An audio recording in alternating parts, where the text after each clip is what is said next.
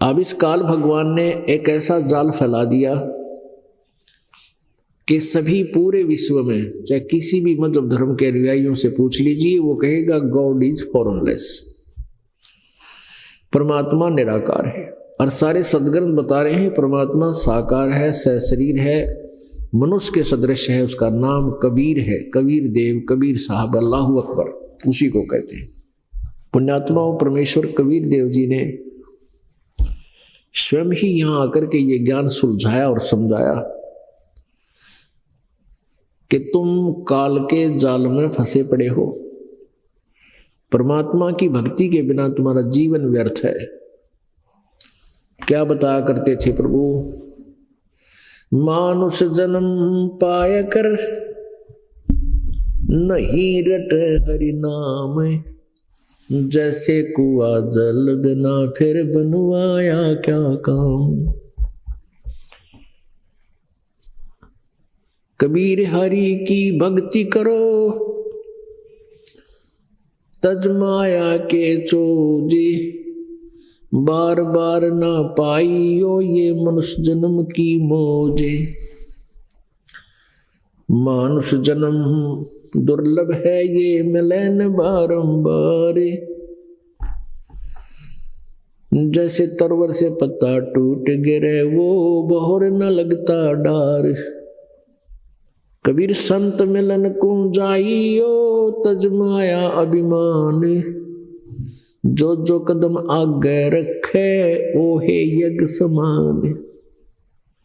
नाम रटत कन्या भली, साकट भलो न पूत, जैसे छेरी के गल में गलथना, जिसमें दूध ना मूत।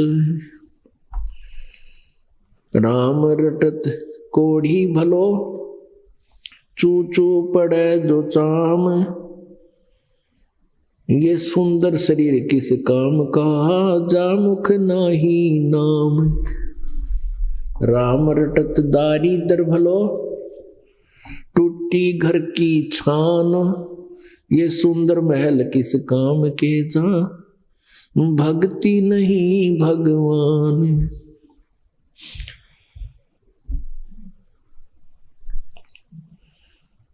परमपिता परमात्मा कबीर देव जी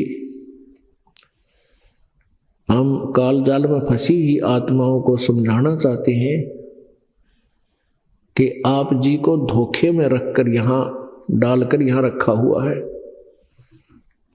आप जी को बिल्कुल अंधेरे में रखा हुआ है। ये शरीर तुम्हारा है नहीं, और जिस संपत्ति को आप अपना माने बैठे हो ये तुम्हारी कैसे हो सकती है? ये तो यही पृथ्वी है, यही वो एकड़ जमीन किले हैं, इनके ऊपर अरबों खरबों व्यक्ति अपना कब्जा कर कर मर गए, और यही इस वो जमीन पृथ्वी जो की तो यहीं पर है। तो परमात्मा कहते हैं काया तेरी है नहीं, ये माया कहां से हो? चरण कमल में ध्यान रखो, इन दोनों ने खो। फिर क्या बताते हैं? नंगा आया जगत में, नंगा ही तू जाए, बीच में ख्वाबी ख्याल है ये मन माया भरमावे।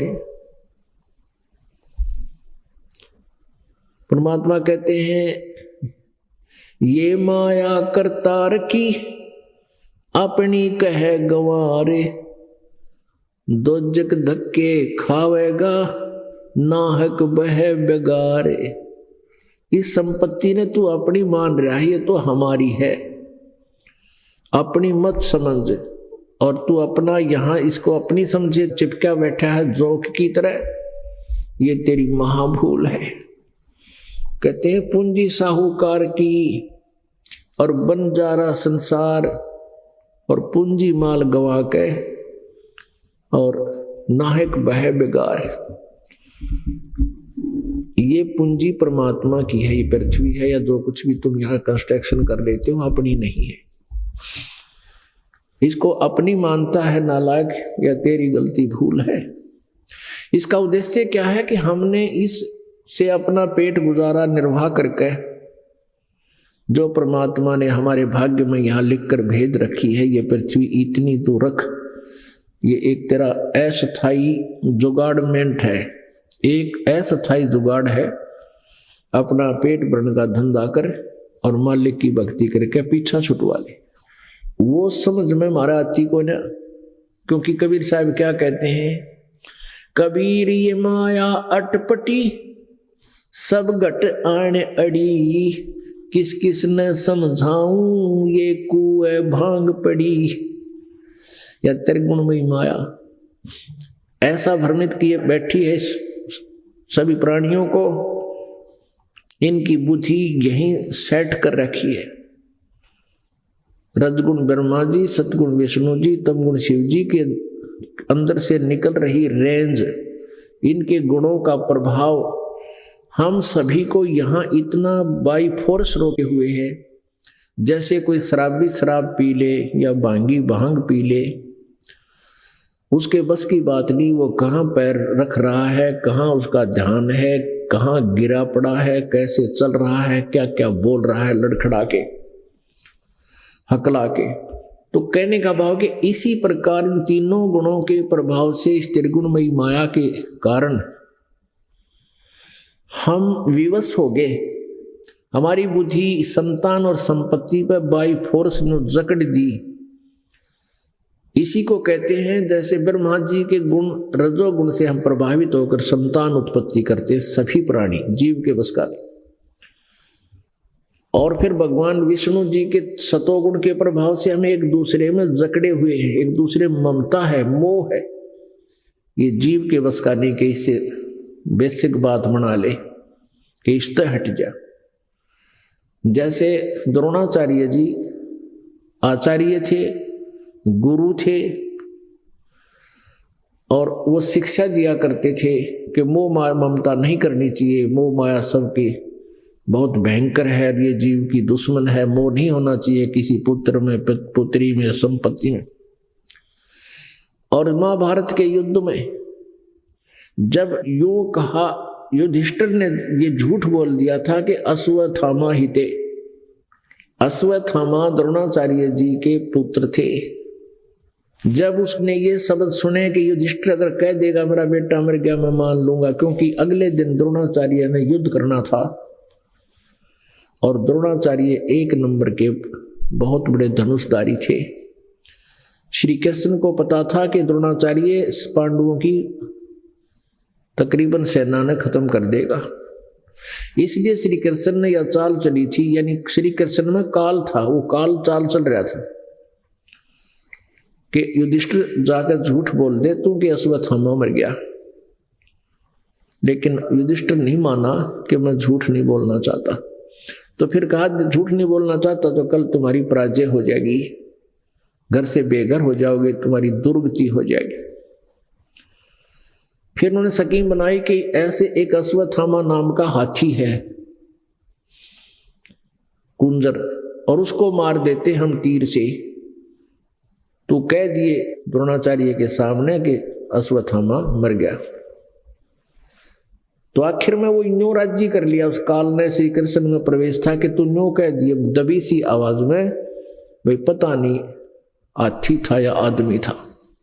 तो उसने क्या कहा था कि अश्वत्थामा हिते नर वा कुंजर, वो दबी आवाज में कह दिया, सुना मन मन में कह दिया नर वा कुंजर। मनुष्य था या हाथी था, कुंजर माने हाथी। इस बात को सुनकर वो ही जो प्रतिदिन शिक्षा दिया करता लोगों को, अन्य को, पुत्र के मोह में युधिष्ठिर ने कह दिया तो सचमुच मर गया हो। कति टक्कर मारे नु डांगर की डाल रोए डडावे डड्डावे कति, और हताश हो गया। अगले दिन उठा नहीं गया उस पर, सारे दिन हल नहीं सका, वो गिर गया कति बेहोश की तरह होकर के। और बात बड़ा था, दुनिया ने समझाया करता। ये तो कबीर परमेश्वर की कृपा हो, उसकी दया से ही जीव के अंदर यह भक्ति शक्ति आकर के इस ममता से, इस तीनों गुणों से कुछ उल्टा हटे। ये निष्क्रिय होंगे एंटीबायोटिक की साधना सिमरण भक्ति से, जो परमात्मा बता रहे इन मंत्रों के जाप से फर्क बहुत पड़ेगा।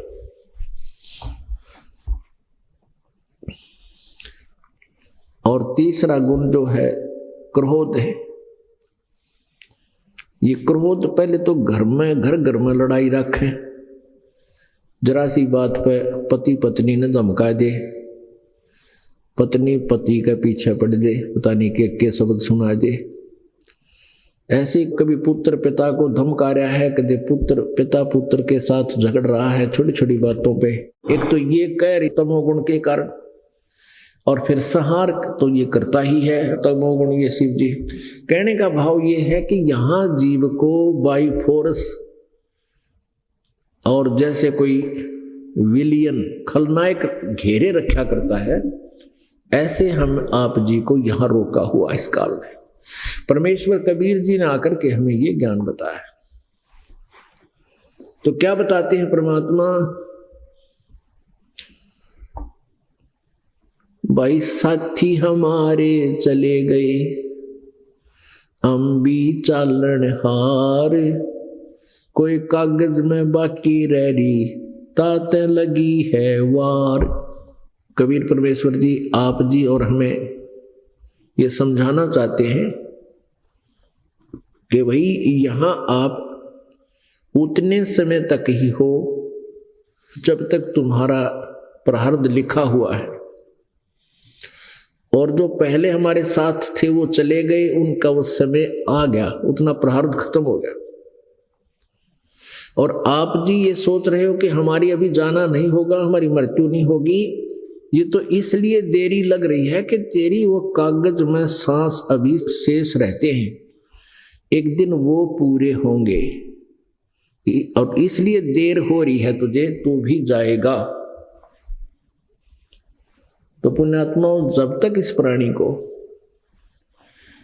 अपनी मौत दिखाई नहीं देगी, तब तक ये ना भक्ति कर सकता, ना ये बकवाद छोड़ सकता।